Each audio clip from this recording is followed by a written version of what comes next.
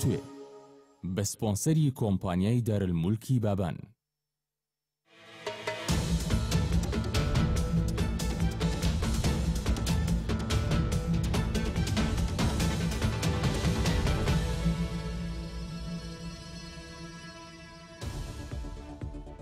This is NRT Daily News Analysis. سڵاوتان لەبێ بەڕێزان، کارزان عوسمانم لە ستۆدیۆکانمان لە سلێمانیەوە لەگەڵتانین بۆ تاوتوێکردنی پرسە گەرم و گرنگەکانی ڕۆژ. بزوتنەوەی گۆڕان بە بۆنەی یادی ڕاپەڕینەوە دەڵێت هێشتا بەشێکی زۆر لە ئامانجەکانی ڕاپەڕین نەهاتۆتنە دی و هەروەها دەڵێت پاش 25 ساڵ دەسەڵاتی کوردی هەرێمیان تووشی چەندین قەیران کردووە. لا بەشێکی دیکەدا دەنووسێت پارتی دیموکراتی کوردستان بە پلانێکی دەرەکی هەوڵی دروستکردنی قەیرانێکی قوڵ و ئالۆزی تر دەدات دژی لایەنە سیاسەکان. لە کۆتاییشدا نووسیوێتی پێشنیاز دەکەن بۆ هەڵوەشاندنەوەی حکوومەت و هەڵبژاردننی پێشوەخت. من دەپرسم ئایا ئەم قسانە لە چوارچێوەی ناکۆکیەکانی بزوتنەوەی گۆڕان و پارتی دیموکراتی کوردستاندایە یان لە پاش 25 ساڵ خوێندنەوەیەکی واقعیە بۆ ئێستای هەرێمی کوردستان؟ ئەم بابەتە تاوتوێ دەکەم لە ڕوانگەی میوانەکانم. ئەحمەد عەزیز ئەندامی جڤاتی نیشتیمانی بزوتنەوەی گۆڕان کە ڕاستەوخۆ لە ستودیۆکانمان لە کەرکووکەوە لەگەڵمان دەبێت، هەروەها ئەکرەم ساڵح ئەندامی سەرکردایەتی پارتی دیموکراتی کوردستان کە لە ستودیۆکانمان لە هەولێرەوە لەگەڵمان دەبێت. سوپاس بۆ ئامادەبوونی هەردوولاتان بەڕێزان. وەک هەمیشە ئێوەش دەرفەتان هەیە لە تۆڕی کۆمەڵایەتی فەیسبوک و لە پەیجی NRT پرسیار و سەرنجی خۆتان بە کۆمنت بۆ من بنووسن تاوەکو منیش لێرە بتوانم وەڵام لە میوانەکانم بۆ ئێوە وەربگرمەوانێ. کاگەکرم دەمەوێت وەڵامی تۆ بزانم سەرەتا. سەرنجتان لەسەر ڕاگەیەندراوەکەی بزوتنەوەی گۆڕان یاخود پەیامەکەی بزوتنەوەی گۆڕان لەسەر یادی 25 ساڵەی ڕاپەڕینی باشووری کوردستان. بێگومان ڕاپەڕین وەرچەرخانێکی مێژوویی بوو لە بزوتنەوەی ڕازگاری خوازی کووردا کە گەری هەرێمی کوردستان دوای چەندین ساڵ داگیرکەری و ژێردەستەیی بۆ یەکەم جار لە مێژووی نوێدا توانی بە ڕووی دام و دەستگا داپڵۆسەنێرەکانی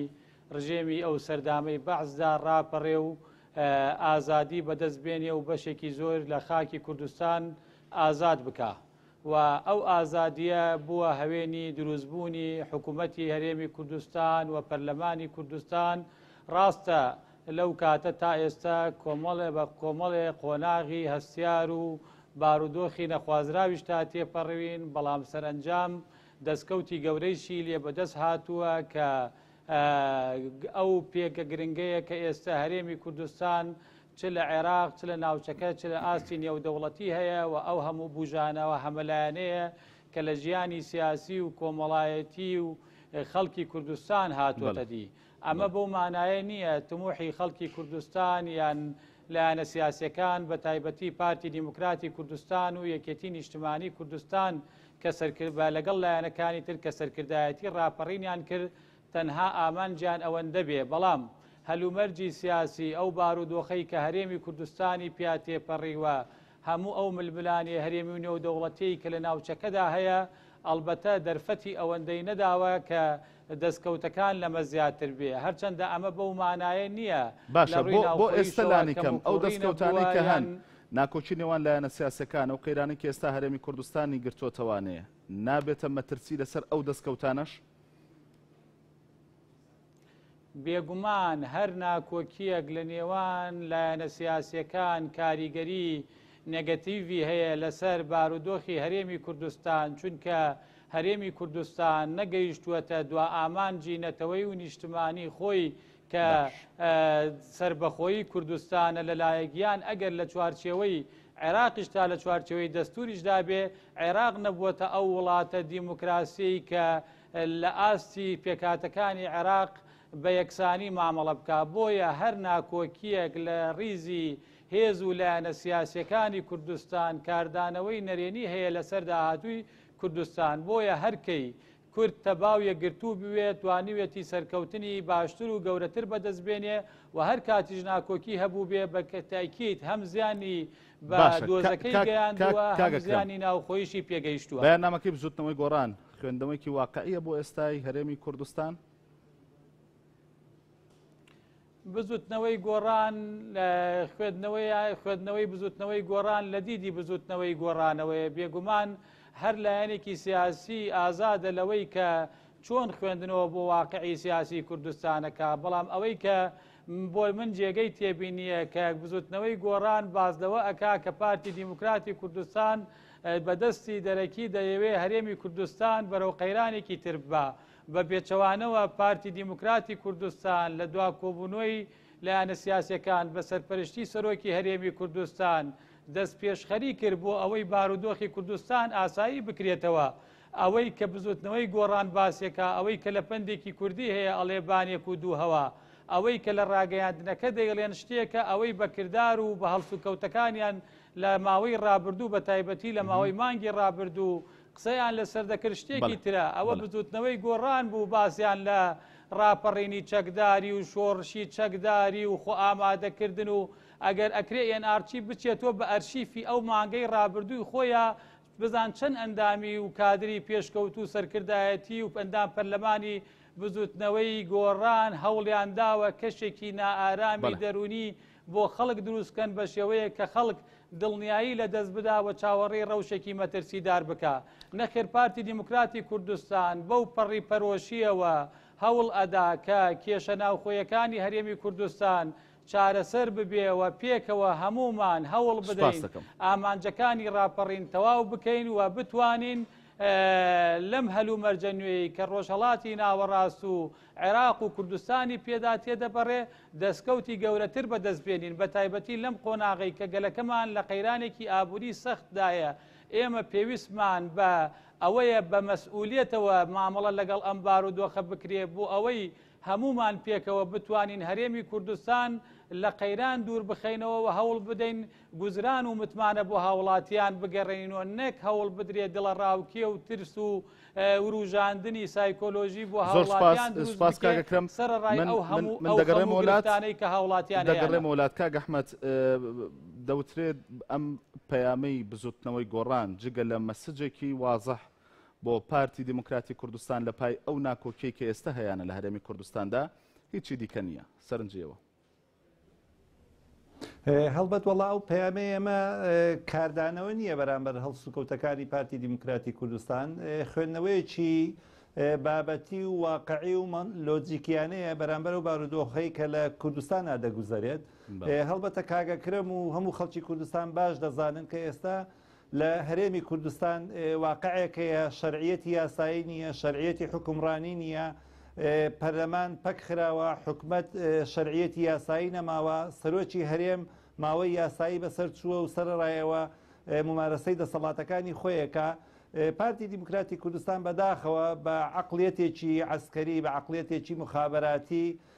بەردەوام پڕوپاگەندە و سیناریۆ و ترس و دڵە ڕاوچێ بۆ خۆی و بۆ خەڵکی کوردستانیش دروستەکە ئەو سیناریۆ و پڕوپاگەندانەی کە پارتی دیموکراتی کوردستان و مەکتەبی علاقاتیان لەگەڵ قونسڵخانە و سەفارەتەکان بڵاویان کردوتەوە جگە لە خۆیان نەبێت کە خۆشیان خودی خۆشیان قەنەعەتیان پێ نییە بەو قسانە ئەگەر نابە کاگەکرم زەحمەت نەبێ بۆ ئێمە و بۆ خەڵکی کوردستانی ڕوون بکاتەوە ئەو لایەنانەی کە چەک دەکڕنچێن و چەندێک چەکیان کڕیوە لە چۆ کڕیویانە لە چۆ ئەمباریان کردووە لە چۆ مەشقی پێ دەکەن پلانەکان چییە و لە چۆ دەست پێکا چێ ئەو پلانە جێبەجێ باشە کاگ ئەحمەد من ئەم پرسیارە لە کاگەکرەمەکەم و وەڵامەکەشی لێ وەرەگرمەوە بەڵام ئێوەش لە بەیاننامەکەتاندا دەڵێن کە پارتی دیموکراتی کوردستان بە دەستێکی دەرەکی بە پلانێکی دەرەکی دەیەوێت ئاژاوە لە نێوان لایەنە سیاسەکاندا لە هەرێمی کوردستان دروست بکە تۆ دوکمنتم بەرێ لەسەرەوەی کە خەڵک چۆن باوەڕ بەم قسەیە بکە ئەکید بە من وەڵامی ئەو پرسیارەت بۆ وەرەگرمەوە لە کاگەکرم وەڵا هەڵبەت ئێمە پێمان وایە ئێستا کوردستان بە هەلومەرجێکی زۆر تایبەت و ناسکدا تێدەپەڕێ بۆ خۆتان دەزانن کوردستان بووەتە گۆڕەپانێکی ئیقلیمی و نێودەوڵەتی کە پلان و بەرنامەی جۆراوجۆری تیا جێبەجێکرێ ڕۆژهەڵاتی ناوەڕاست لە سەروبەندی ئاڵوگۆڕی نەخشەی سیاسی و نەخشەی جوگرافیدایە ڕەنگە برادرانی پارتی دیموکراتی کوردستان لەگەڵ ئەو لایەنانەی کە خۆیان بەسەریا ساخ کردوێتەوە لە پێناو بەرژەوەندی حزبی و بەرژەوەندی بنەماڵی و بەرژەوەندی کەسی ئەم جۆرە سیناریۆیانە دروستەکەن لە پێناوەوەی بۆ ئەو ئەگەرانەی کە لە ئایندەی نزیک بیانەوە بەرپای بکەن بە کام لایەن و کام بەرژەوەندی ینی با وازەح بێ بە تایبەت پەکەکە بۆی شەدایانەوە خەڵکی تریشی پێوە تێوە بگلێنن ئەو ترس و دڵە ڕاوچەیە لای خەڵکی کوردستان پرسیارەکەم گەشت وتمە بەس لە چ لایەنێکە کە پارتی دموکراتی کوردستان خۆی بەسەردا سا کردوەوە وەکو تۆ دەڵێ وەڵا هەڵبەت برادرانی پارتی دموکراتی کوردستان لەگەڵ هاوکێشەی سونی و لەگەڵ هاوکێشەی تورکی خۆیان ساخ کردوێتەوە دەبینین دژایەتی خەڵکی کوردستانەکەن دژایەتی بەشێکی لایەنەکانی کوردستان کەواتە بڵین گۆڕانیش لەبەرە پێچەوانەکەیەتی ڕاستە ڕزگاری خواز لە پارچەکانی تریش دەکەن لە ڕۆژئاوا و لە باکووریش کەواتە ئەو قسەیە دروستە ئەگەر بڵین بزوتنەوەی گۆڕان لەبەرەی پێچەوانەیە نەخێر بزوتنەوەی گۆڕان لە بەرەی خەڵکدایە لە بەرەی بەرژۆندەکانی خەڵکی کوردستاندایە لە بەرەی بەرژۆندێ باڵانەتەوەیەکانی خەڵکی کوردستانە ئەوەی کە بزوتنەوەی گۆڕان داکۆچیلەیەەکە پێویستە هەموو لایەنەکان ئیستراتیزیەتێکی نەتەوەی نیشتیمانیمانە بێ کە لە دوتوێی ئاسایشی نەتەوەی کورد خۆی بینێتەوە بە پێچەوانەی ئەوەی پارتی دیموکراتی کوردستان کە تاکلایەنانە کەوتونەتە ناو بەرەیەکەوە کە بەس بەرژەوەندی خەڵکی کوردستانی تیابەدی ناکرێنی برادرانی پارتی دیموکراتی کوردستان بەداخەوە هەر بەوە نەوەستاون کە دژایەتی جوولانەوەی سیاسی لە باشووری کوردستان بکەن کەوتونەتە دژایەتی جوولانەوەی سیاسی لە ڕۆژئاوا و باکووری کوردستانیش بۆ خۆتان شایەتن ینی برادرانی پارتی دیموکراتی کوردستان ئەزمونێکی دوور و درێژیانە لە شەڕکردنی پارچەکانی تر هەر لە ڕۆژهەڵاتە ڕۆژ ئاواشی گرتەوە بۆ دوایانە سپاسەکە من دەگەڕێمە وڵات کاگە کرم ئەو پرسیارەی کە ئەحمەد ئاراستی تۆی کرد پرسیاری منیش بۆ حتمەن ینی پارتی دیموکراتی کوردستان لە زاری ئەندامێکی سەرکردایەتی حیزبەکەیەوە ئاماژە بەوە دەکات کە هەوڵێکەیە بۆ نانەوەی پشێوی لە هەرێمی کوردستاندا بەبێ ئەوەی هیچ دکۆمنتێک بخاتە ڕوو بەبێەوەی ناوی هیچ لایەنێکی سیاسی بهێنێ یعنی ئەمە نەوەیەک نییە لە دروستکردنی دڵڕاوکێ بۆ خەڵک بۆچی ئەگەر وایە ئەگەر ئێمە خۆخاوەنی دادگا و یاساین لە هەرێمی کوردستاندا ئەگەر خەڵکان و لایەنێکی لەم جۆرە هەن بۆ نادرێنە یاسا لانی کەم کاکارزان وڵا ڕنگ بێ کاک ئەحمەدیش بزانێ و بچێتەوە بە ئەرشیفی ڕاگەیاندنەکانی خۆیان و هەموو ئەو کادرە باڵانەی بزوتنەوەی گۆڕان کە لە ڕاگەیاندنەکان پێشتر قسەیان کردووە ئەوە بەو پێی من بەرپرسیارەتیم لە دەڤەری گەرمیانە و لە ناو واقعی ناوچەکەم باش لەو بابەتانە ئاگدارین و پارتی دیموکراتی کوردستان هیچ شتێک لە خۆی وە ناڵێ بەبێ ئەوەی بەڵگەی دڵنیاکەری هەبێ بۆ بەتەنیا ئێوە ئاگدار بن بۆ خەڵک ئاگدار نەبێ بۆ لانی کەم لە ئەنگرانی خۆتان ئاگدار نەبن ینی بۆی ئەلانی ناکەن بۆ خەڵک بۆ ئاشکرای ناکەن هەموو لایەنەکانی دەڤەری سلێمانی ئاگدارن لەو بارودۆخەی کە لە چەند هەفتەی ڕابردوو لەو ناوچەیە ئەگوزرێ لە هەوڵەکان بۆ وروژاندن و ئالۆزکردنی بارودۆخەکە بە تایبەتی هەوڵدان بۆ ئەوەی کە کەشێک دروستکەن و لای هاوڵاتی وا پیشان بدەن کە لە یادی ڕاپەڕینێکی تر لە کوردستان ڕوئەدا و ئەمە هەموو ئەوانەی کە خەڵکی دەڤەری سلێمانی و گەرمیان و هەڵەبجەن و هاوڵاتیانی ئەو ناوچانە بچن ڕاپرسیەک بکەن بزانن ئەوە بزوتنەوەی گۆڕان و لایەنگرانی پەکەکە و هەندێ لایەنی ترن یان ئەوە پارتی دیموکراتی کوردستانە بە عەقڵەتێکی مخابەراتی ئەم کارانە ئەکا بەداخەوە یعنی ئەم لێکدان و خراپانەی کە بۆ هەندێ بابەت ئەکرێ بەڕاستی جێگەی نیگەرانیە چونکە گەر سەیری ڕاگەیاندن با کاک ئەحمەد تەنها لێدوانی کادرێکی پارتیم لە هەر ئاسێکا پێ بدا کە لەم ماوەی ڕابردوو کاری لە سوێر وروژاندن و وەکەڵەی ئالۆزکردن کردبێ بە پێچەوانەوە پارتی دەیەوێ بە بەرپرسیارەتی وە شان بداتە بەر ئەو بارودۆخەی کە لە هەرێمی کوردستان هەوێ و هەموو هەوڵەکانی پارتی دیموکراتی کوردستان لە ڕێگەی حکوومەتی هەرێمی کوردستانەوە بەو ئاکارەیە کە بارودۆخی هەرێمی کوردستان لە ڕووی ئابووریەوە بەرەو باشتر ببرێەوە قەیرانی سیاسی چارەسەر بکرێەوە هەموو لایەنەکان بگەن بە چارەسەرێکی ئاشتیانە بۆ ئەو بارودۆخەی لە هەرێمی کوردستانی هەیە پارتی دیموکراتی کوردستان دیدێکی ستراتیژی بۆم بارودۆخە هەیە پارتی ناوێ ئەم بارودۆخە ئالۆز بێ بەڵکو پارتی دەوێت باردۆخی ئەڵەمی کوردستان ئارام و سەقامگیر بێ بۆ ئەوەی ڕێفراندۆم ئەنجام بدرێ بۆ سەر بەخۆی کوردستان کاتێک بە پارتی داوای ئەنجامدانی ڕێفراندۆم دەکا پارتی دیموکراتی کوردستان بە باشی ئەزانێ ڕێفراندۆم پێویستی بە کەشێکی ئارام هەیە و پێویستی بە یەکریزی نیشتمانی هەیە و پێویستی بە پشتیوانی هەموو لە کاتێکا پارتی دیموکرات بەڵێ ئێمە هەوڵی خۆمانمان داوە بزوتنەوەی گۆڕان پێش سەردانی شاندی پارتی و یەکێتی و یەکگرتووی ئیسلامی بۆ لای بزوتنەوەی گۆڕان هەمیشە داوایان ئەوە بوو کە دۆخەکە ئاسایی بکرێتەوە بۆ پێش ڕووداوەکان پیان وتن ئەوە کەرم کەن دۆخەکە ئاساییەکەینەوە بڕیاری یەکە بیش ئاساییکردنەوەی دۆخەکەی دۆخی پەرلەمان و حکوومەتە اینجا چوون بە دوای بەهانەی تراگەڕان ئەوەی بزوتنەوەی ئێستا ئەم بابەتە لای پارتی دیموکراتی کوردستانە پەرلەمانێکە بوو پەکتان خستووە وەزیر هەبوو لە حکوومەتدا هی بزوتنەوەی گۆڕان ئیزنتان ناوە بەبێ گەڕانەوە بۆ پەرلەمان ئەمە چاپکەنەوانێ دۆخەکە ئاسایی بۆتەوانێ ئەم قسەیە بەرامبەر بە پارتی دیموکراتی کوردستان دەکرێت پارتی داوای دانوستانی کردووە لەگەڵ لایەنەکان و ڕاستەوخۆش لەگەڵ بزوتنەوەی گۆڕان بۆ ئەوەی کە بارودۆخی هەرێمی کوردستان ئاسایی بکرێتەوە ئەوە بزوتنەوەی گۆڕانە تاکو ئێستا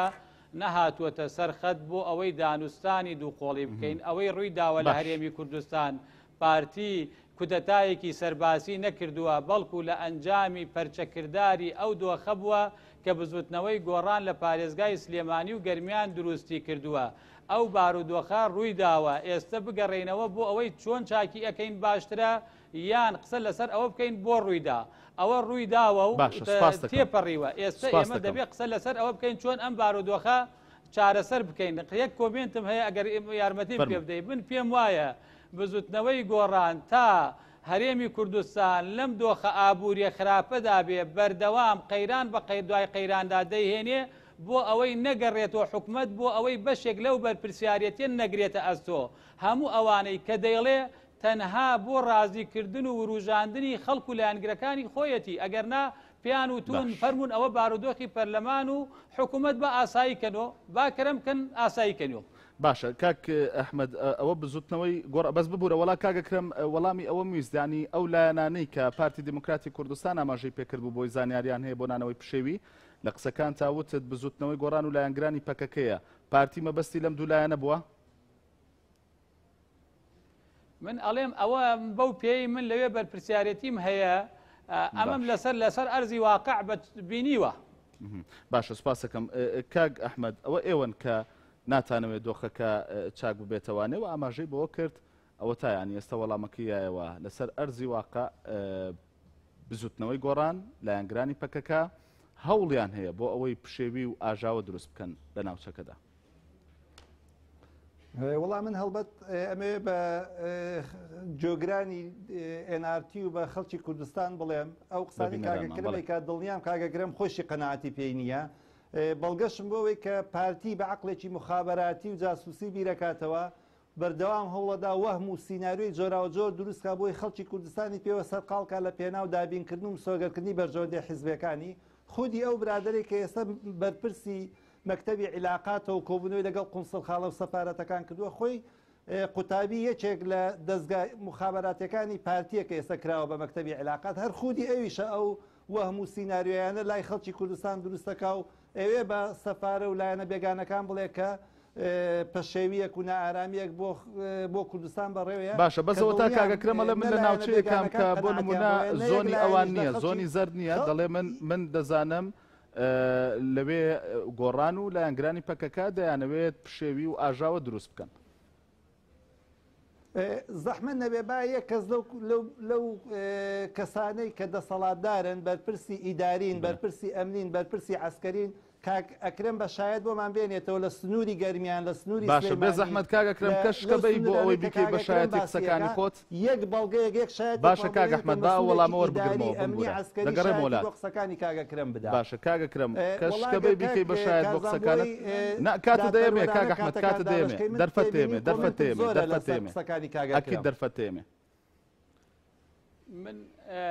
کاک کارزان من پێم وایە دوو جار جەختم کردو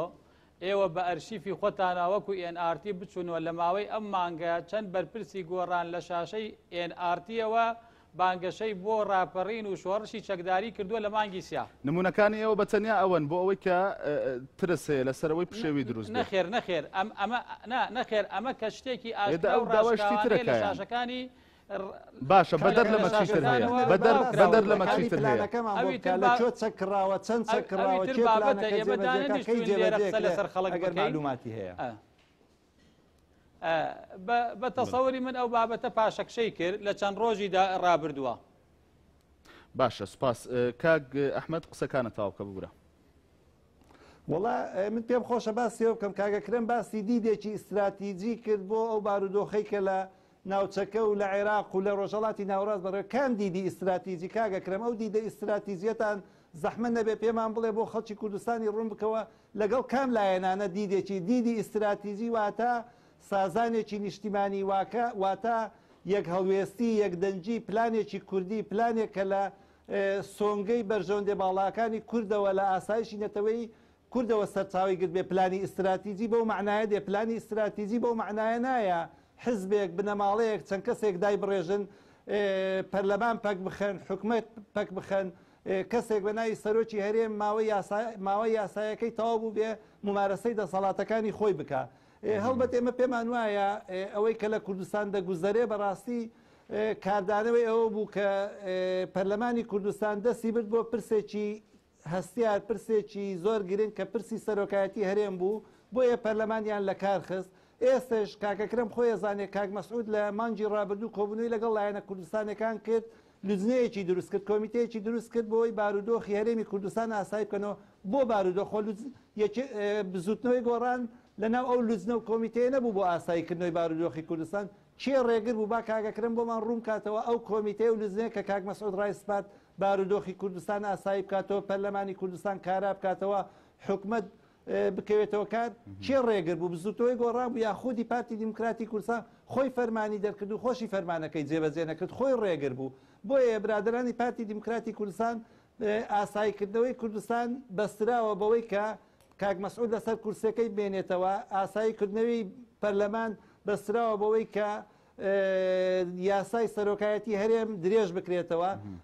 ئاساییکردنەوەی کوردستان بەستراوە بەوەی کە کەسێکی وەکو دکتۆر یوسف دەستی برد بۆ یاسای سەرۆکایەتی هەرێم و دەسەڵاتەکانی کاک مەسعود بەرزانی ئەبێ بگۆڕدرێ بە کەسێکی تر بۆی کەسێکی تر کە هات جورئەت نەکا باسی دەسەڵاتەکانی سەرۆکی هەرێم و ماوەی سەرۆکی هەرێم و وردەکاری یاسای سەرۆکایەتی هەرێم بکە بۆیە ئێستا بارودۆخی کوردستان ئاسایی ناکرێتەوە چونکە بەندە بەستراوە گرێدراوە بەوەی کە کاک مەسعود لەسەر کورسەکەی بەردەوام بێت دەسەڵاتەکانی بەو دەسەڵاتە فراوانە بمێنێتەوە کەسێکی تر کە چووە جێگای دکتۆر یوسف لە پەرلەمانی کوردستان جارێکی تر نەتوانێت باسی درێژکردن دەسەڵاتەکانی سەرۆکی هەرێم و ماوەی دەسەڵاتەکانی سەرۆکی هەرێم بکە. باشە کاگەکرم دۆخە سیاسەکە و ناکۆکردی سیاسەکان بۆ بابەتە شتی ترم بیراتەوە کاک ئەکرم باسی ڕفراندۆمی کرد باسی سربەخۆی کرد زەحمە نەبێ کاگەکرم ئێوە ماوەی 21 ساڵە لە دەسەڵاتی کوردیان لە ناو دەسەڵاتێکان نەتانتوانیوە موچەی 6 مانگی هاوڵاتیانی کوردستان لە بانقەکانی کوردستان لە ناو دەسەڵاتی کوردیە هەڵبگرن پاشەکەوت بکەن بەو ناوەی کە ئێستا واتانوێت لە ڕاتبی خەڵک پاشەکەوتکەن بۆ حکومەت کە حکومەتە بوو پاشەکەوتی لە داهاتی هەرێمی کوردستان بۆ خەڵکی کوردستان و بۆ سربەخۆی و بۆ هەر ئەگەرێکی خوازرا و نەخوازرا و بکردایە ینی سربەخۆی لەم سیستەمە ناجۆر و ناتەندروستەیە کە ئێستا بە شایەتی هەموو لایەک بە شایەتی دۆست و دوژمن ئەو دەسەڵاتی کاک ئەکرم و حزبەکەی بەشێک بوونە لەو دەسەڵاتە شکستی خواردووە نەیتوانیوە موچەی مانگێکی فەرمانبەرانی کوردستان هەڵبگرێ یعنی ئەپرسم لە کاگەکرم حکوومەتی عێراق کە حکوومەتێکی زۆر نوێیە لە چاو حکوومەتێکی کەم تەجروبەیە ئەبینین سەرڕای ئەوەی کە ئەو قەیرانی کە عێراقی گرتوتەوە دەتوانێت موچەی هەموو خەڵکی عێراق بەردەوام بێ و بەڵگەیەوەشی داوە کە ئەمڕۆ و لە چەند ڕۆژی ڕابردوو حەیدەر عەبادی ئەڵێ موچە ناوەستێ و ئێمە کارێکی وامان کردو پلان و بەرنامەیەکی وامان هەیە موچە هەمیشە بەڵێ سپاسەکەم هیوادارم کاگەکرم وەڵامت باتەوە کاک ئەحمەد لە من پرسیاری زۆرترە بەرحاڵ کاک ئەکرم یعنی ئێوە ئەگەر مەسعود بەرزانی گرنتیەوەتان دەست بکەوێت لە سەرکورسەکەی خۆی بمێنێتەوە وادەکەی بۆ درێژ بکرێتەوە ناکۆکیە سیاسەکان لە هەرێمی کوردستاندا بە کۆتا دەگا و ئێوە سەرۆکێکی پەرلەمانتان دەوێت کە دەست بۆ بابەتی یاخود بۆ پرسی سەرۆکایەتی نەبا؟ وڵا کارزان ئەمەوێ وەڵامی ئەو شتانەی کاک ئەحمەد بدەمەوە دوایی دێمە سەر مەسەلەی مانەوەی سەرۆکایەتی هەرێم. جارێ ئێمە ئەو لایەنە بووین کە داوامان کرد گفتوگۆ و سازان بکرێ، ئەوە بزوتنەوەی گۆڕان بوو کە لە 23 حوزەیران توانیان 50 زاید یەک دابین بکەن، وایەن زانی هەنگیان لە دارا دۆزیوەتوە کەوتنە پەلەپەل بۆ ئەوەی بارودۆخەکە بە شێوازێک ببن کە خۆیان دەیەوێ. ئەوە پارتی دیموکراتی کوردستان نەبوو سازانی تێکدا، بەڵکو پارتی دیموکراتی کوردستان بەردەوام قسەی لەسەر ڕێکەوتن و سازان کردووە لە هەرێمی کوردستان، ئێستش قسە لەسەر ڕێکەوتن و سازانەکەین.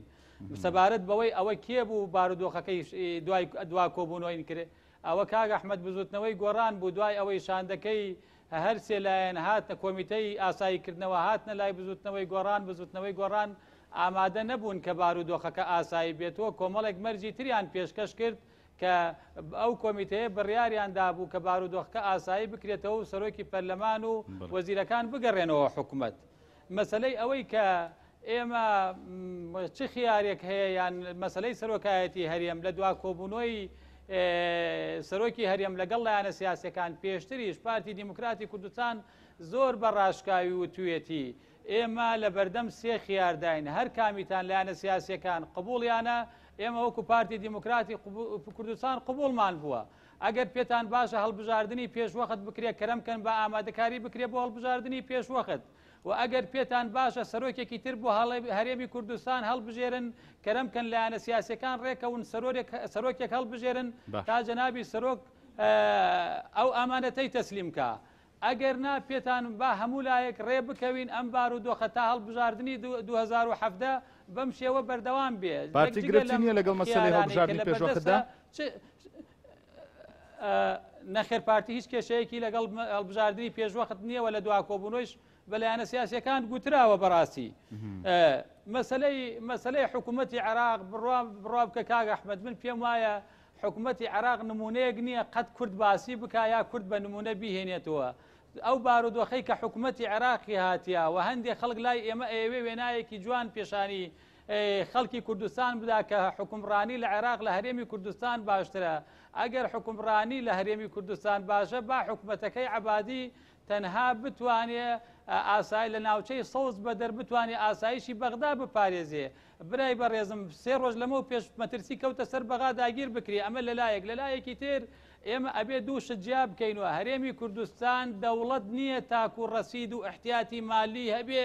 بتوانێت لە کاتی ئەزەماتا بەکاری بێرێتەوە. عێراق دەوڵەتە و ڕەسیدی هەیە و احتیاتی مالی هەیە و عێراق زیاتر لە ساڵێکە لە 7 ملیار دۆلاری احتیاتی مالی عێراق و بەنکی مرکزی عێراق و بەرەو 50 ملیاردێ.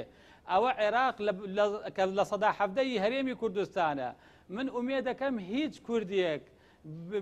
وەکەڵەی نمونەی عێراق بە باشی نێت چکە عێراق فاشلترین دەوڵەتە لە دنیا. ئێمە بەڵێ کەم و کوڕیمان هەیە، بەڵێ گیر و گرفت هەیە لە هەرێمی کوردستان، بەڵام هەرێمی کوردستان بە هەموو گیر و گرفت و کەم و کوڕێکانەوە بەراورد ناکرێت لەگەڵ عێراقا. عێراق لە دۆخێکی زۆر خراپایە، عێراق هەڵوەشاوەتەوە. ئەوە جگە لە ناکۆکیە تایفی و نەتەوەیەکان ئەوە ناکۆکی شیعە بە شیعە خەرکە حکوومەتەکەی عەبادی داڕەزێنێ و نازانێ بە چ ئاراستەیەک هەنگاو بنێ بەرەو ئەوەی لەو قەیرانە دەرچێ. بۆیە حکوومەتی هەرێمی کوردستان و هەرێمی کوردستان حەق نییە بەراورد بکرێ بە عێراق. هەرگیز پارتی دیموکراتی کوردستان سەبارەت بە کورسی سەرۆکایەتی هەرێم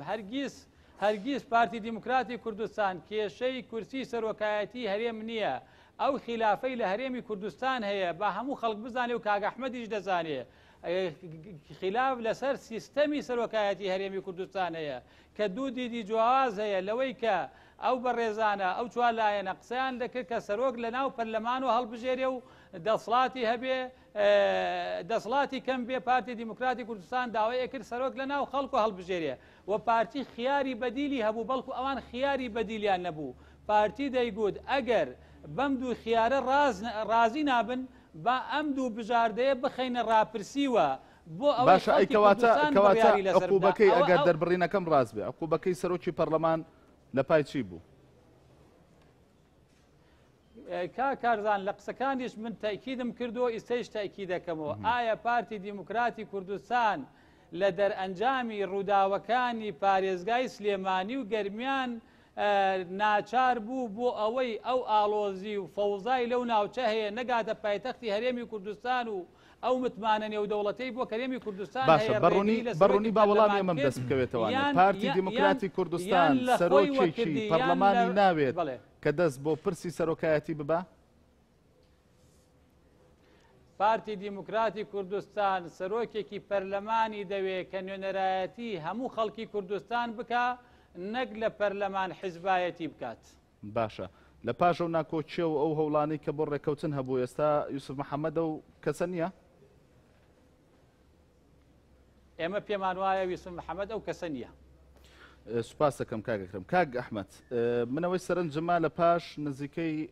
30 بۆ 35 خولەک لە گفتوگۆ یعنی ئێستا دەوترێت هەموو لایەنە سیاسەکان خەڵکی هەرێمی کوردستان چاویان لەوەیە کە بزوتنەوەی گۆڕان و پارتی دیموکراتی کوردستان ناکۆکیە سیاسەکەیان واز لێبێنن جۆرێک لە ئاشتەوایی دروست بکەن و دەوترێت زۆر شت چاک دەبێتەوە لە پای ڕێکەوتنی ئەم دوو لایەنە بەڵام لە قسەکانی ئێوەدا لە ئێستادا یعنی هیچ بۆنی ڕێکەوتن ناکرێت بە قەدەوەی کە ناکۆکیەکانتان ڕۆژ بە ڕۆژ قوڵتر دەبێتەوە دەمێ بزانم ئەمە تەنیا لەسەری ئەلام بەم جۆرەن یان کە پێکیشەوە دەبن هەوڵەکانتان بۆ ڕێکەوتن هەر بەم جۆرەیە؟ وڵا هەڵبەتە کاک کارزان ئێمە وەکو بزوتنەوەی گۆڕان ناکۆچەکانمان ناکۆچیەکی سیاسی قولی بەحتە لەگەڵ برادرانی پارتی دیموکراتی کوردستان ناکۆچی ئێمە بریتە لە ناکۆچی لەسەر شێوازی سیستەمی حکومڕانی لە کوردستان ئێمە وەکو بزوتنەوەی گۆڕان وەکو پێشتر لە بانگەشەی هەڵبژاردن ئاماژەمان پێکرد بوو بانگەشەمان بۆ کرد بوو کە هاتینە ناو پەرلەمان و ناو حکوومەتی هەرێمی کوردستانەوە بە ئامان جێواتین چاکسازی لە سیستەمی حکومڕانی بکرێ هەم لە پەرلەمانی کوردستان چاکسازی لە یاساکانی سیستەمی حکومڕانی بکرێ هەروەها چاکسازی لە ناو حکوومەتی هەرێم لە هەموو بوارەکان بکرێ دام و دەستگاکان بە پیشەوی بە نیشتیمانی بکرێ ئەوەی کە ڕێگەی نەدا بەڕاستی وەکو دەست پێک کە ئێمە دەستماندا پێی ویسمان چاکسازی لە یاساکانی سەرۆکایەتی هەرێم بکەین کە یاسای سەرۆکایەتی هەرێم ماوەکەی کۆتایی هاتبوو لە ناو یاسای سەرۆکایەتی هەرێم هاتبوو سەرۆکی هەرێم بۆی نییە لە 2000 زیاتر خۆی هەڵبژێرێتەوە ئەو سەرۆکی هەرێمێک کە هەمان بوو زیاد لە 2000 خۆی هەڵبژێردرا بوو جارێکش بە نایاسایی بۆی درێژکرابەوە هەروەها بەرنامەکانی چاکسازیمان لە وزارەتی پێشمەرگە و لە ناو وزارەتی دارایی دەست پێ کرد بوو بەڵام ئەمانە کاتێک گەیشتە ئەوەی کە دەستمان بۆ هەندێک پرسی حساس بەروەکو دەسەڵاتەکانی سەرۆکی هەرێم و ماوەی مانەوەی سەرۆکی هەرێم لە دەسەڵاتەکەی بۆیە ئەو کودەتایە کرا بە بڕیارێکی مەکتەبی سیاسی پەرلەمانیان لە کار خست لە سەیتەرەیەک کە سەیتەرەی حکومەت بوو ئەو پەرلەمانە حکومەتی دروست کرد بوو لە سەیتەرەیەک ڕێی لێ گیرا بگەڕێتەوە سەر کارەکەی خۆی منەمەوێ بە بیری کاک ئەکرەمی بێنمەوە ئەڵێ ناکرێمە عێراق بە نمونە بێنینەوە لە کاگەکرەمە پرسم با خەڵکی کوردستان شاید بێ لە بینی من و کاگەکرەم ئێمە لە هەرێمی کوردستان لە ماوەی زیاتر لە 15 ساڵی ڕابردوو یەک سەرۆکمان بینیوە بەڵام لە عێراق چەند سەرۆک وەزیرانمان بینیوە چەند سەرۆک کۆمارمان بینیوە من لە کاگەکرەمە پرسم با خەڵکی کوردستان شاید بێ لەو دەوڵەتەی کە کاگەکرەم ئەڵێ ناکرێ بە نمونە بێنینەوە چەند وەزیر و بەرپرسی لەسەر وەزیر و بەرپرسی حکوومەتی عێراق ئێستا لە زیندان و دراونەتە دادگایان ئەمری قەبزیانێ و عێراقیان بەجێشتووە لە هەرێمی کوردستان چەند کەس دراوەتە دادگا هەروەها ئەپرسم من ئەو احتیاطی نەقدیە کە عێراقەتی زیاتر لە 7 میلیارد دۆلارە ئایا لە دەرەوە بۆی تەصدیرکەوەیان لە نەقدینەی عێراق خەزن کراوە احتیاط کراوە ئێستا بۆتەوەی کە عێراق ئەو شکستەی کە حکوومەتی هەرێم خواردێتی تووشی و شکستە نەبێ بتوانێت بەردەوام بێ لە ئیدارەدانی حکوومەت و دابشکردنی موچە بەبێەوەی 1 دینار لە موچەی فەرمانبەرانی حکوومەتی عێراق ببردرێ ئێمە بەداخەوە نمونەیەکی تریشێنایەوەڵێ لە ماوەی چەند ڕۆژی ڕابردوو هەڕەشە گەیشتە وەکۆڵێ دەواازەکانی بەغدا کاگەکرم هەڕەشە نەگەیشتە سەر دەواازەی هەولێر و ئاغای قاسمی سولەیمان هات هەولێری پاراست و بەرپرسەکانی جەنابشت ستایش و دەستخۆشیان لێ کرد یعنی ئێمە ژێنی بۆ خۆمان شەنگارمان گورگان خوار نەکردیانی ئەوەی کە لە هەڵەبجەکرا بەعز بە کیمیایی و بە ئەنفالکردی ئێمە لەسەر دەستی بەرپرسەکانی پارتی دیموکراتی کوردستان شنگالمان گورگان خوارد و بە ئەنفالکردن نەدا کە هەزاران ژنی کورد تا ئێستش لە زیندانەکان و لە چەوسانەوەی ژێدەستی داعشدان بەداخەوە ینی حەقوا بوو ئێستا ئێمە عێراقمان فێری دیموکراسیت کردای عێراقمان فێری حکمڕانی بکردای عێراق باشە کوردستانی بە نمونەیەکی زیندوو گەش و گەورە بێنایەتەوە بەوەی کە ئێمە بەشێکی بچووکین لە عێراق چەند نمونەیەکی پرشنگداری لە حکمڕانی و لە ئیدارەدانی خۆمان لە پای ئەو ناکۆکیە سیاسی قوڵانی کاتانە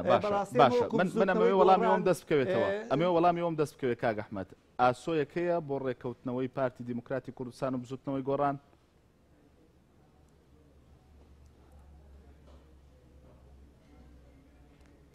هەڵبەت ئێمە پێمان وایە ئەوەی کە بارودۆخەکەی شێواندووە ئەوەی کە پەرلەمانی پەکخستووە ئەوەی کە حکوومەتی پەکخستووە برادرانی پارتی دیموکراتی کوردستان خودی خۆشیان لەسەر زاری کاک مەسعودەوە کۆمیتە و لیزنەیەکیان ڕاستپات بۆەوەی کە بارودۆخ ئاسایی بکاتەوە پەرلەمان و حکوومەت بەگڕ بخاتەوە ئایا بزوتنەوەی گۆڕانە ڕێگری کردووە لەوەی کە پەرلەمان بەگڕ بخرێتەوە حکوومەت بەگڕ بخرێتەوە یان برادرانی پارتی دیموکراتی کوردستانن مەرجی پێشوەختیان هەیە ئەگەر کەسێک وەلائی کورسەکەی کاک مەسعود نەدات ئەگەر کەسێک زەمانەتی مانەوەی کاک مەسعود لەسەر کورسەکەی نەدا نە پەرلەمان کاراکرێتەوە نە بارودۆخ ئاساییەکرێتەوە. باشە سوپاس دەکەم کاک ئەکرەم یعنی هەمان پرسیار دەمەوێت لە تۆش بکەم خەڵکی کوردستان تەنانەت بەشێکی زۆر لەلایەنە سیاسەکان لە هەرێمی کوردستان چاوەڕوانی ئێوەن وەکو پارتی و گۆڕان ناکۆکیە سیاسەکانتان وەلا بنێن و جۆرێک لە ئاشتەوایی دروست بکەن دەوترێت دیسان دەڵێمەوە بە تۆژانی ئاشتەوایی ئێوە زۆر شتی تریش چاک دەکاتەوانێ بۆچی ئەم ڕێکەوتنە دروست نابێ؟ پێش ئەوەی وەڵامی ئێوە بدەمەوە کاکەرجان یەکێک لە گرفتە سەرەکیەکانی بزوتنەوەی گۆڕان چ لە سەردەمی ئۆپۆزیسیۆن بوون چ لە سەردەمی ئەوەی لە بەشدار بوون لە حکوومەت و پەرلەمان پێیان وابوو کە حەقیقەت و بۆچوونەکانی ئەوان ڕاستە و هیچ ئەوانی تر هەڵەیە ئەوە ئان ئەوە بزانن ئەوان لیستی دووەمن لە هەرێمی کوردستان حقیقت بە مطلقی لای هیچ لایەنێکی سیاسی نییە هەرێمی کوردستان هیچ لایەنێک پەنجازایدیەکی نەهێناوە تا بەتەنها بتوانێت ئەوەی دەیەوەیە ئەوەی پێی وایە باشە ئەمە ئەوترێت پارتی ئەوها مامەڵە دەکا کاگەکرم نەخێر ئەوە پارتی هەرگیز نەهاتووە شێوازێک پێشکەش بک و بڵێ ئەمە لەسەر ئێوە فەرز دەکەم پارتی ئەڵێ بێن با دانوستان بکەین بۆ ئەوەی بگەینە شێوازێکی هاوبەش کە هەموو لایەکمان پێی رازی بن خۆ گرفتەکە ئەوەیە ڕاستیەکان لە وەکو خۆی بە خەڵک ناگەیەنرێ پارتی چ پرۆژەیەکی هاتووە و بڵێ لاەنە سیاسەکان کەرم بکەن ئەوە بزوتنەوەی گۆڕانە هەمیشە تەسەوری وایە ئەو تەسەورەی ئەو کە زیاتر ڕنگدانەوەی سلێمانیشی پێوە دیارە کە ئەمە لەسەر هەموو خەڵکی کوردستان پەخش بکا کە ئەمە نەگونجاوە نە لە ڕووی سیاسی نە لە ڕووی ڕۆژێکی بابەتێکی گونجاو نییە مەسلەی باسی هەندێک شتی کرد کاک ئەحمەد مەسلەی بەغدا و مەسلەی شنگال و هەولێر و ئەوانە کاک ئەحمەد شەڕ مانای شەڕ ئەگەر هەموو شەڕێک سەرکەوتن بواە ئێستا کورد خاوەنی گەورەترین دەوڵەتە بوو لە دنیا بۆیە لە شەڕا سەرکەوتنیش هەیە شکستیش هەیە بەڵام لە کۆی پرسەکە هەرێمی کوردستانی یەکەم لایەن و کە هەیمەنەی داعاشی تێشکان هەیبەتی داعاشی تێشکان و توانی نەک ناوچەکانی هەرێمی کوردستان ناوچەکانی دەرەوەی هەرێمیش بە خوێن و خەباتی پێشمەرگە ئازاد بکە بۆیە دەبێ هەموو لایەک شانازی بکەین ئەگەر لە شەڕێکیش تووشی گرفتێک هاتبین یا دوژمن هاتوێتە پێش ئەمە چ گرفتێک نییە لەو خەڵکانەی کە خەڵکی لە بواری سەربازی شارەزان هەموو شەڕێک سەرکەوتنی لێ بەدەست نایە بەڵام ئەنجامی شەڕ حسابە لەلایەکی تر مەسلەی ئاشتی لە کوردستانە پارتی دیموکراتی کوردستان هەرگیز دانوستان و گفتوگۆ و پێکەوە ژیان و پێکەوە کارکردنی نە لەگەڵ بزوتنەوەی کوردۆڕان و نەگەر لەگەڵ هیچ لایەنێکی تر ڕەت نەکردووەتەوە بەڵام پارتی دیموکراتی کوردستان ئەو حزبە نییە و هەموو ئەوانەی کە شارەزان لە کوردستانە بە فشار بتەوێ شتی لێ لەسەر بسەپێنی بەڵکو پارتی بڕوای بە دانوستان و گفتوگۆی هەمەلایەنە هەیە و پارتی ئەو ڕاستی ئەزانەیە کە ناکرێ بە تەنها حکومڕانی کوردستان بکە بەڵکو دەبێ لەگەڵ هاوبەشەکانی بە تایبەتی ئەوانەی بە شێوەیەکی شەرعی لە هەڵبژاردن ئەنجامەکانی هەڵبژاردن بەدەستێنن بە ڕێککەوتن و سازان حکومڕانی لە هەرێمی کوردستان بکرێت پارتی هەرگیز قسەی لەوە نەکردووە کە بە تەنها حکومڕانی لە کوردستان بکایان بە تەنها ڕای خۆی لەسەر هەموو لایەنەکانی کوردستان بسەپێنێ. ئەمە دیدێکی هەڵەیە. بۆیە من پێم وایە بارودۆخی هەرێمی کوردستان بارودۆخێکی هەستیارە و ئێمە هەموو لایەنەکان لەم قۆناغا دەبێت کار بۆ ئاشتی بکەین، کار بۆ ڕێخستنەوەی ماڵی کورد بکەین، کار بۆ ئارامی بکەین، چونکە خەڵکی کوردستان هیلاکن بەدەست قەیرانی ئابووری و نەبوونی موچە و قەیرانی سیاسیوە ناکرێ بەردەوام ئەم کێشەکان کاتم زۆر کەماوە دەمێت وەکو دواپرسیار یان دواپەیامی ئێوە بۆ هاوڵاتیانی هەرێمی کوردستان ینی بەڕوونی وەڵامی ئەوم دەوێت ئاسۆی ڕێکەوتنی نێوان بزوتنەوەی گۆڕان و پارتی دموکراتی کوردستان نزیکە ڕەنگە ماوەیەکی زۆر بێت کە دوو قیادی پارتی و گۆڕان پێکەوە دانیشت بێتن ئەم شەو NRTەوە ئێوەی کۆ کردوتەوانێت دەمەوێت پەیامی وازەحتان بدەن بە خەڵکو و لایەنگرانی خۆشتان. پارتی هەرگیز پێکەوەیی و یەکڕێزی ماڵی کوڕەت ناکاتەوە و ئەوە بزوتنەوەی گۆڕانە تاکو ئێستا نەهاتوون بەدەم داوای پارتیوە بۆ دانیشتنی دووقۆڵی، بەڵام پارتی بە هیچ شێوەیەک لەگەڵ ئاڵۆزبوون و تێکدانی سایکۆلۆژیا و باری دەرونی خەڵک نییە، بەڵکو پارتی بە هەموو هەوڵی کار ئەکا بۆ باشترکردنی ژیانی هاوڵاتان و چارەسەرکردنی قەیرانی سیاسی. سوپاس دەکەم کاک ئەحمەد وەڵامی تۆ. وڵی هەڵبەت ئێمە وەکو بزوتنەوەی گۆڕان لەگەڵ ئاساییکردنەوەی بارودۆخەکەین، بەڵام ئاساییکردنەوەیەکی بێمەرج بێ قەید و شەڕ. یعنی ئێمە لەگەڵ ئاساییکردنەوەی پەرلەمانی کوردستانین، لەگەڵ کاراکردنەوەی پەرلەمان و حکوومەتین. ئەگەر برادرانی پارتی دیموکراتی کوردستان مەبەستیانەوەیە کۆبوونەوە و گفتوگۆ بکەین لە پێناو درێژەدان بە کۆبوونەوە گفتوگۆ، ئەوە بەڕاستی ئێمە ناچینە ژێرباریەوە، ئێمە چینە ناو گفتوگۆ و دانیشتنێکەوە کە ئەجنداکانی دیار بێ، ڕۆیاکانی دیار بێ و ئەنجامیشی هەبێ. و هیچ ڕێگریەک نییە لەوەی ئەگەر برادرانی پارتی دیموکراتی کوردستان نیەتیان هەبێ ڕازگۆ بن لەوەی کە بارودۆخی کوردستان ئاسایی بکەنەوە، فەرمو ئاسایی بکەنەوە، چۆن بە بڕیارێکی مەکتەبی سیاسی پەرلەمانیان پەک خست، حکوومەتیان خستە ژێر پرسیارەوە کە شەرعیەتی یاسایی نەماوە ئێستا، دەتوانن بارودۆخەکە ئاسایی بکەنەوە. ئەگەر بارودۆخش ئاسایی ناکەنەوە فەرمو وەکو لە بانگەوازەکەی ئێمە داهاتووە بە حکوومەتێکی ڕزگاری نیشتیمانی دروستکەین لە ماوەی 6 مانگدا بتوانێت زەمینە بۆ هەڵبژاردنێکی پێشوەخت دروستکە. ئەگەر نا ئەو قسانەی برادرانی پارتی دیموکراتی کوردستان لە پێناوەیە درێژە بە ئەو وەزع بدەن لە پێناومانەوەی کاک مەسعود لە شوێنەکەی خۆیدا و درێژکردنەوەی ئەو وەزعی کە هەیە بە هەمانەکەم ئێستا هەیە. لە گفتوگۆکەدا خاڵی هاوبەش مەسلەی هەڵوەشانەوەی حکوومەت بوو و هەڵبژاردننی پێشوەخت بوو لە نێوانتانە بە دیاریکراوی مەسلەی هەڵبژاردننی پێشوەخت. سوپاسانەکەم سوپاس بۆ ئەحمەد عەزیز ئەندامی جواتی نیشتیمانی بزوتنەوەی گۆڕان، سوپاس بۆ ئەکرەم ساڵح ئەندامی سەرکردایەتی پارتی دیموکراتی کوردستان، سوپاس بۆ ئەوەی کە میوانی تاوتوێ بوون. ئازانێ ناوتی سوپاس بۆ ئێوەش تا بەرنامەیەکی دیکە هەر شاد.